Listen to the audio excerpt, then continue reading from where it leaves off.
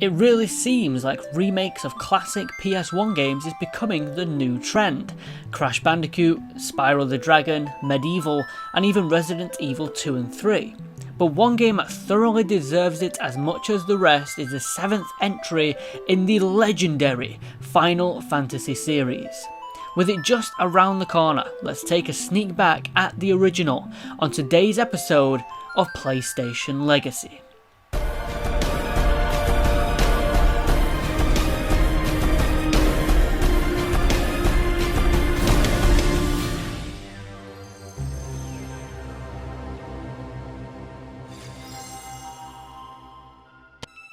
Final Fantasy VII released in 1997 and will be the first FF game to come to the Sony line of consoles. This was the most ambitious video game Square had ever worked on at the time, and was the most expensive video game back then. But did all the hard work pay off? Final Fantasy VII follows the central character Cloud Strife, the guy with a big sword. He joins a band of freedom fighters known as Avalanche who are trying to stop the mega corporation Shinra from using up the Earth's life essence, or Mako, as an energy source. Now, at the same time, a superhuman known as Sephiroth, the guy with also a big sword, is trying to steal the life essence for himself to be reborn a demigod. Throughout your adventure in this completely unique and fascinating world, you'll be joined by an extraordinary cast of side characters to join your party, all with great backstories, character development that easily rivals Metal Gear Solid, and iconic, memorable designs. Your cast of characters include Cloud, ex-soldier for Shinra, carries big sword like it's made of paper. Tifa, Cloud's childhood friend, love interest, and really good with her fists. Vincent Valentine, arguably best designed character in my opinion, sleeps in a coffin and gets his own game on PS2, which I'll be covering soon on the channel. Aerith, the one who knows how to save the planet, and Cloud's second love interest, you sly fox. Red 13, a fire doggy who is oftentimes most people's favourite character due to him being loyal and cute fire doggy. Yuffie, a female ninja out to steal precious materia. Barrett, Avalanche's leader, the one with the gun attached to his arm. Sid, the character with arguably the best backstory in the game. And finally, Kate Sith, who is a plush toy cat riding on the back of a large Moogle robot, with which it gives its orders. This is the strangest playable character. But in all seriousness, these characters get really fleshed out, plenty of screen time for the majority of them, and you'll form really strong bonds, especially to Red 13 and Aerith. As soon as you begin FF7, you're plunged straight into the plot to destroy a Shinra facility. You're introduced to Cloud, Tifa, and Barrett as you go on this suicide mission, which could affect the whole city. From there, you'll travel throughout the planet. Now, the plotline can be, for some, difficult to follow, and this is due to maybe missing certain cutscenes or dialogue hidden behind side quests and missions. However, if you soak up all the content in this game, this is one of the greatest single-player RPGs of its day. From its emotional moments, goofy 90s dialogue, and amazing relationship between the hero and villain. It's no denying that oftentimes the pacing of the game can come to a halt that caused me to take some rest away from it. But besides this very minor gripe, what's here is fantastic. Final Fantasy VII plays like a traditional turn-based role-playing game, in which each character on the board has to wait for their turn to attack. You choose a command from a table such as use item or attack, etc., and watch the battle animations play out.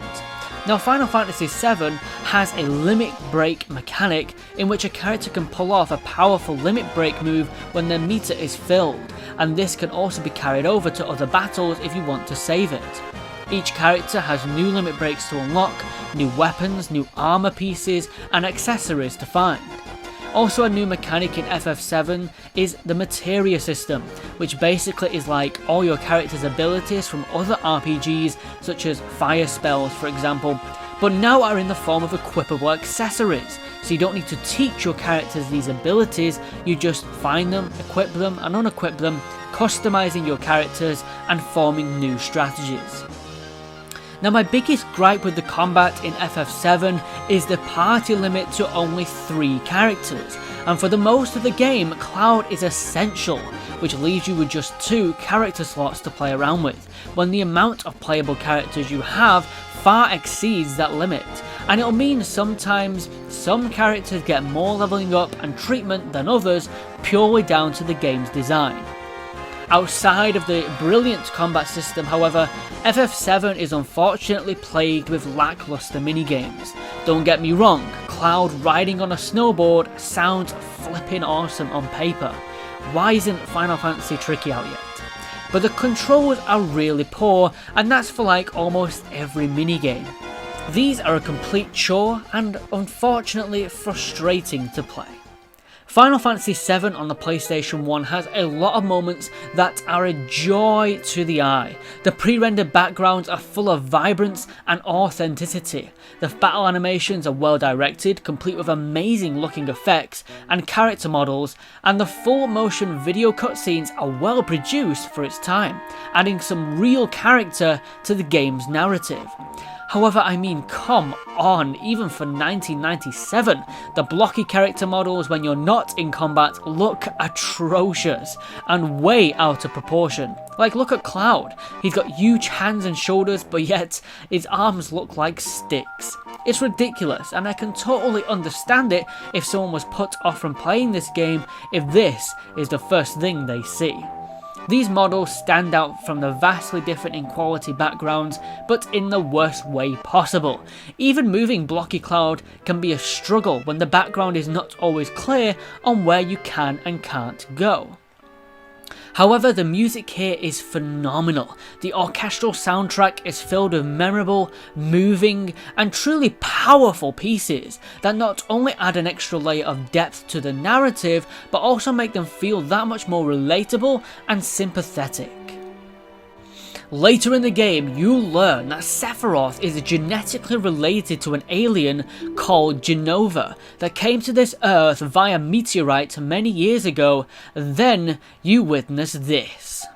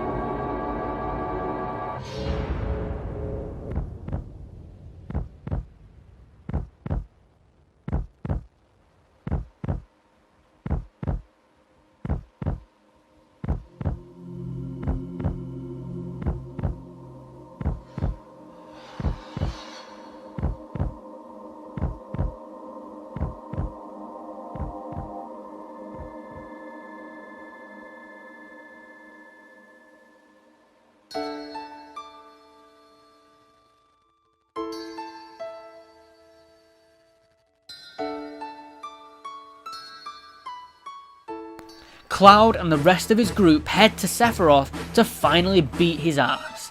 You defeat godlike Sephiroth, then shirtless Sephiroth, and then you've saved the planet. Give yourself a pat on the back. Unfortunately, once you beat the game, you cannot go back, free roam, and complete any last quests you didn't already do, so make sure you know this before tackling the last stage of the game. Overall, Final Fantasy VII isn't just a good PS1 game. It's not just a really popular entry in the ever-growing Final Fantasy franchise. For many, this was a part of our lives. It was so enthralling and encapsulating that it felt like we lived in this world with these characters, and we were fully driven to save it, and the eco-friendly storyline is relevant now more than ever. It's a difficult feat to achieve, especially for back then, but Square pulled it off.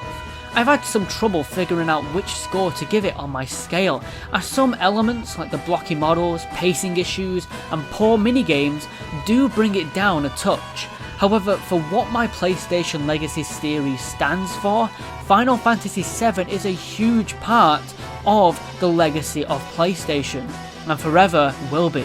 And so with that, FF7 gets my highest rating of an S for stylish. But don't go anywhere, as we're not finished with the universe of Final Fantasy VII just yet. There was one soldier named Sephiroth, who was better than the rest.